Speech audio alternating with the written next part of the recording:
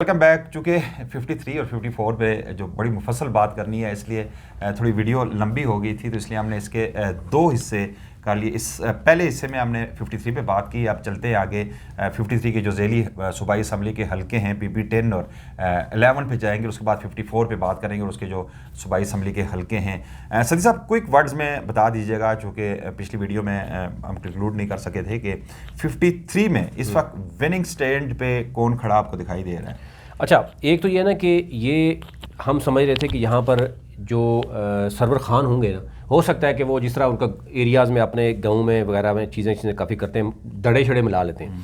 अब वो क्योंकि यहाँ पे मुस्लिम लीग नून को करेंगे सपोर्ट, मुस्लिम लीग नून के इल्ज़ामात हैं कि वो हमें खुल के सपोर्ट ही नहीं कर रहे। यहाँ पर कर्नल रिटायर्ड अजमल साबर को एज ज़रूर है कि एक तो ये है कि वो अभी मुश्किलात, तशद्दुद, सारा कुछ जेल भी काट के आए हुए हैं, PTI का वोट भी है, एक पॉपुलर वोट भी है। अच्छा, सारे PTI के लोग जो है ना उनको चाहते भी हैं, मतलब ऐसा नहीं है कि उनके खिलाफ को PTI का दड़ा नहीं है, उनको ये एज है कि उनको कंपेन ना भी करें तो वोट बैंक मौजूद है।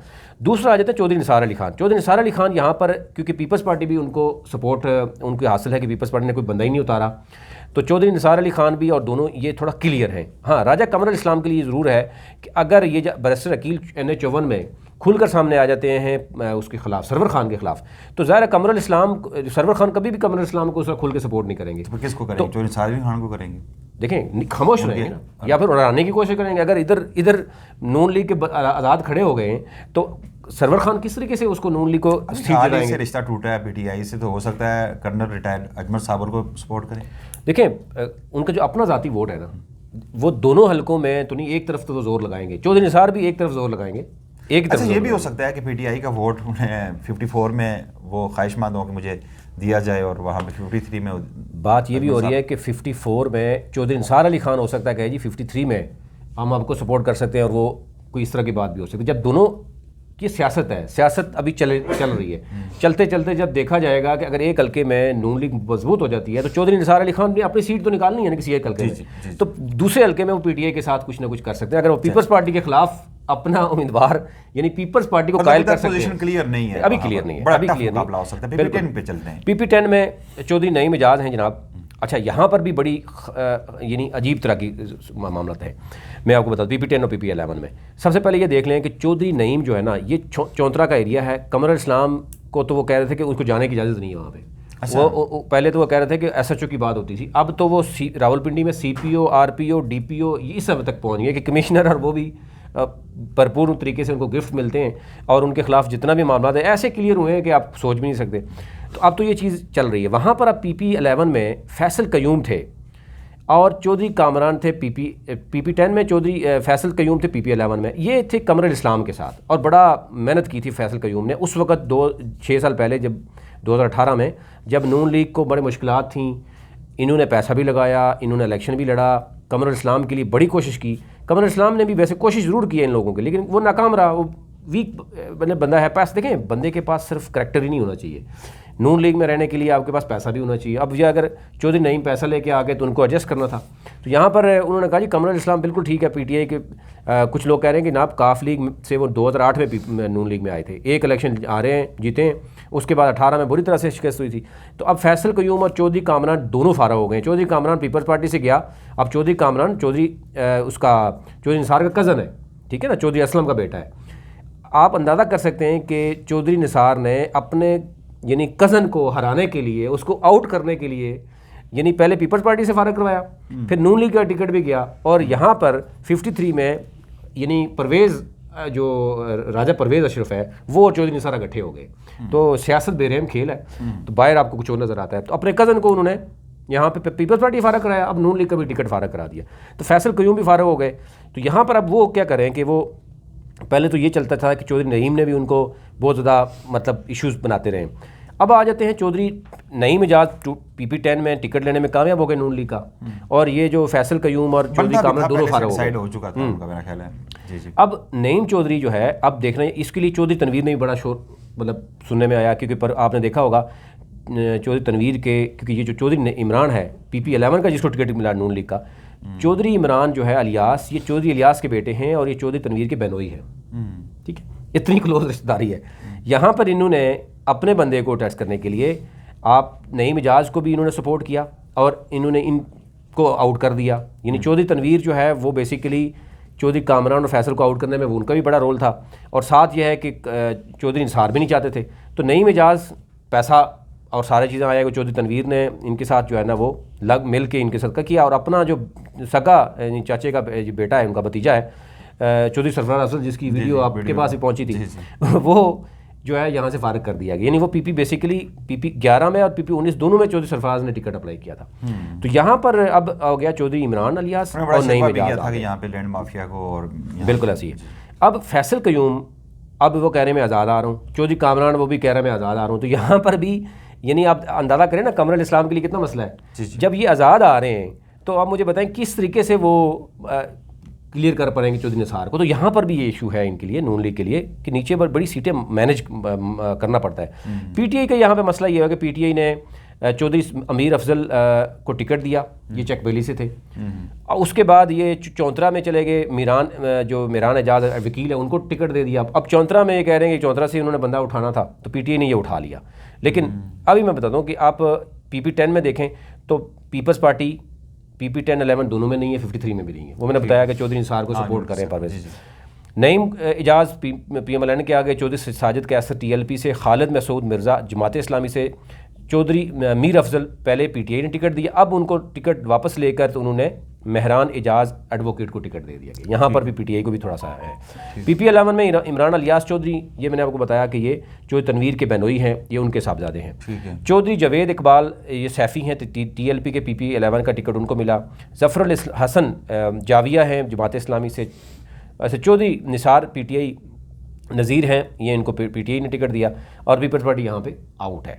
तो अब यानी आप इसी से अंदाज़ा कर सकते हैं कि एक तो PTI भी यहाँ पे मौजूद है, NA53 में राजा का साबर है। तो ये मुकाबला तो ये बज़ाहिर लग रहा है कि यहाँ पर अगर नून लीग के ये दो आ जाते हैं, फैसल कयूम और चौधरी कामरान भरपूर तरीके से आते हैं, तो नून लीग को यहाँ अच्छा खासा ना सिर्फ PP10 और 11 में मसला होगा, बल्कि ऊपर भी नून लीग को मसला हो रहा है। राजा कमरुल इस्लाम को अगर ये भरपूर तरीके से ये सरवर खान इधर नहीं आता। अब आ जाते हैं NA54 पे। NA54 में मलिक तैमूर हैं, मसूद PTI ने इनको उतारा है मैदान में। अच्छा, ये टेक्सला वाकएंड का एरिया है। फिर इसी तरह काजी ताहिर महमूद है तहरीक लब्बैक से, शमसुर रहमान स्वाति साहब है जमात इस्लामी से, और सरवर खान आ गए IPP से, यानी नून लीग के मुश्तरका भी हैं, और सैयद कमर अब्बास पीपल्स पार्टी के हैं। अब यहाँ पर जो नून लीग और IPP के सीट एडजस्टमेंट है, लेकिन साथ बरसर अकील ने आज़ाद इलेक्शन लड़ने का फैसला कर लिया, और यहाँ पर इनके लोगों ने, बरसर अकील के लोगों ने सरवर खान के बैनर फाड़ दिए।